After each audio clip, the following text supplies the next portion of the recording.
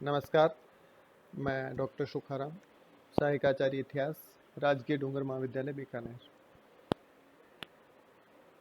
आज का हमारा टॉपिक है कि क्या मोहम्मद बिन तुगलक में विरोधी तत्वों का मिश्रण था।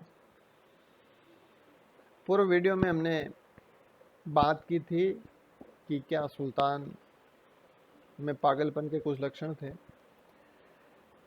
और उसमें ये सिद्ध किया गया कि उसमें पागलपन के लक्षण नहीं थे, बल्कि सामान्य बुद्धि या कहना चाहिए एक विवेकपूर्ण निर्णय का अभाव था।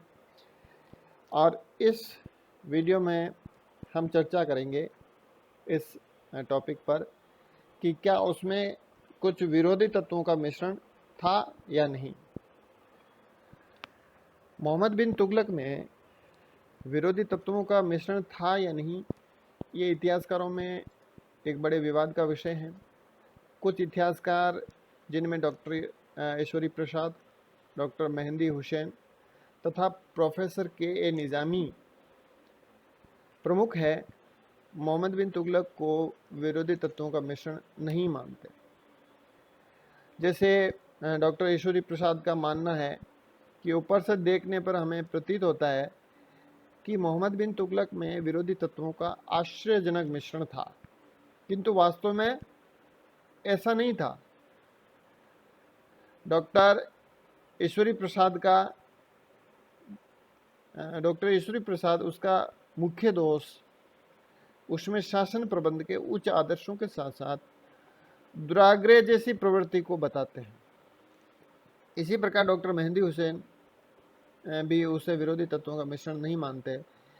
वे लिखते हैं कि यदि मोहम्मद बिन तुगलक में विरोधी गुण विद्यमान थे, किंतु वे इसके जीवन के विभिन्न कालों में प्रकट हुए थे और उसके लिए स्पष्ट कारण भी विद्यमान थे, इसलिए उसमें विरोधी तत्वों का मिश्रण नहीं माना जा सकता। प्रोफेसर के निजामी भी उसे विरोधी तत्वों का मिश्रण स्वीकार करने के लिए तैयार नहीं है। प्रोफेसर निजामी का कहना है कि मोहम्मद बिन तुगलक के बारे में इस प्रकार की धारणा बनने का कारण जियाउद्दीन बर्नी है, जो भावावेश में कभी सुल्तान की बहुत प्रशंसा करता है तो कभी बहुत बुराई करता है। जब बर्नी वर्तमान में है तब उसे मोहम्मद बिन तुगलक से प्रेम है, जब वह भूतकाल में है तो उसके पास उसके लिए घृणा के अतिरिक्त कुछ नहीं है। वे आगे लिखते हैं कि वास्तव में सुल्तान में विरोधी तत्वों का मिश्रण न था, बल्कि स्वयं बर्नी के विचारों में ही विरोधाभास था, जिसके आधार पर कुछ इतिहासकारों द्वारा सुल्तान के बारे में इस प्रकार की धारणा बनाई गई और अफवाहें फैलाई गई। किंतु इन इतिहासकारों के इन मत को भी स्वीकार नहीं किया जा सकता। वास्तव में अगर हम मोहम्मद बिन तुगलक के चरित्र का बारीकी से मूल्यांकन करें तो ये स्पष्ट होता है कि निश्चित रूप से उसके चरित्र में विरोधी तत्व विद्यमान थे। जैसे मोहम्मद बिन तुगलक में अत्यधिक नम्रता थी, किंतु साथ ही साथ वह अत्यधिक अहंकारी भी था। वह इतना अहंकारी था कि बर्नी अपनी तारीख फिरोजशाही में लिखता है कि उसको ये सुनना कभी पसंद नहीं था कि पृथ्वी पर कोई ऐसा भाग भी है जिस पर उसका अधिकार नहीं है।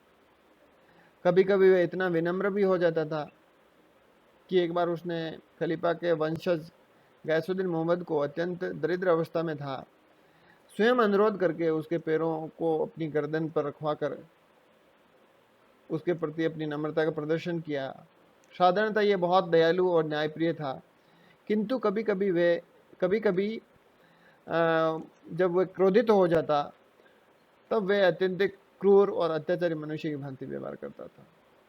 इब्न बतूता ने अपने यात्रा वृत्तांत रहला में लिखा है, और जिससे हमें ज्ञात होता है कि मोहम्मद बिन तुगलक कितना न्यायप्रिय शासक था और कानून और न्याय के प्रति उसकी कितनी श्रद्धा थी।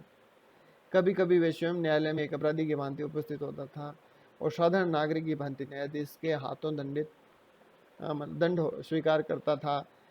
किंतु वही सुल्तान अनेक अवसरों पर साधारण अपराधों के लिए मृत्युदंड और अंग विच्छेद का बर्बर दंड दिया करता था। इस प्रकार साधारणतया ये अत्यंत उदार था, किंतु कभी कभी वह पूर्ण रूप से संकीर्ण हृदय हो जाता था। ऐसी स्थिति में हम कह सकते हैं कि मोहम्मद बिन तुगलक के चरित्र में विरोधी गुणों का मिश्रण था। इस संबंध में डॉक्टर आसिम मजूमदार ने लिखा कि वह न रक्त पिपासु दैत्य था और न पागल था, जैसा कि कुछ व्यक्तियों ने कहा है। लेकिन इस बात में कोई संदेह नहीं है कि उसमें विरोधी तत्वों का मिश्रण था, क्योंकि असहनीय क्रूरता, तुच्छ सनक और परिस्थितियों को समझने का अपना अत्यधिक विश्वास आदि उनके चरित्र के ऐसे अवगुण थे जो उसके हृदय और मस्तिष्क के अनेक गुणों के पूर्णतः विरोध में प्रतीत होते थे।